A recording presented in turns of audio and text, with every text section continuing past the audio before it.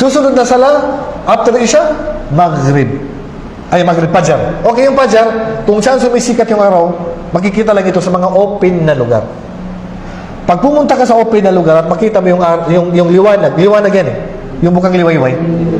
Pag ang liwanag ng bukang liwayway, pag ganyan, pataas, tapos dito sa kanan, madilim, dito sa kaliwa, madilim, pero ang liwanag niya, pag nakita mo doon sa maliwanag, sa open na lugar, sa mga disyerto, makikita mo yan, maliwanag lang, pataas. Dito sa kanan, madilim, dito sa kaliwa, madilim.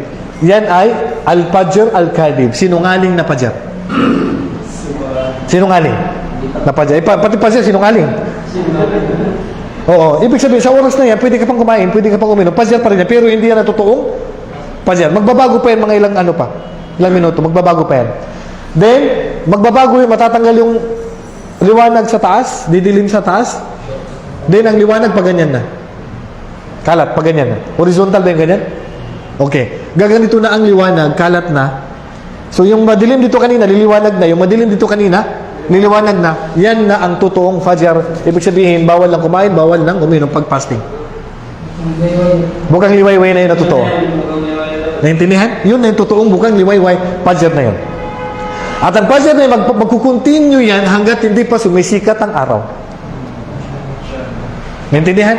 Hanggat hindi pa sumisikat ang araw. Okay, kanina, balik tayo sa ano. Hanggat hindi pa sumisikat ang araw, wala ka pang kasalanan, magsala ng Fajr. Kasi ang limit ng oras ng Fajr, hanggat hindi pa sumisikat ang araw. Pag sumikat ng araw, kasalanan na. Kasalanan na. Okay. Unang pagbabawal na bawal magsuna ng sala, tanghaling tapat. Pangalawa? After? Asar. Pangatlo? Sa oras sa palubugang? Araw? Bawal din magsuna. Bawal din ilibing ang patay. Bawal magsuna, bawal din ilibing ang patay. Sa pagkatapos ng Fajr, bawal din magsuna. Pagkatapos ng Fajr, pang-apat. Pagkatapos ng Salatul Fajr, bawal din mag-sunna, pero pwedeng ilibing ang patay. Katulad din after Asar, pwede din ilibing ang patay. Pag oras ng pasikat na yung araw, yan yung panglima na oras na bawal ang sala. Bawal din ilibing ang patay sa oras na yan. So, bawal magsuna at bawal ilibing ang patay 3 oras. Ano yan? Tanghaling tapat, sa oras na palubugang araw, sa oras na pasikatan araw. 3 lang.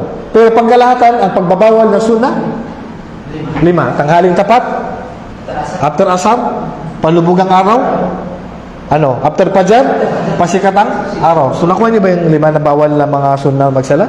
Pero sa 5 na yan, 3 lang ang bawal dyan ilibing ang patay. Naintindihan? Pwede na. Pwede nang ilibing ang patay. Pwede nang magsunna sa Salatul Duha. Pwede na magsunna na unlimited. Unlimited na sunna, ang tawag dyan, sunna mutlaqah. Unlimited. Unlimited, kahit anong oras magsunna ka, iwasan mo lang ito 5 oras na. Kahit anong damihan mo ng sunna mo. Kasi sa araw ng paghukom, yung sunna natin na sala pambayad sa utang.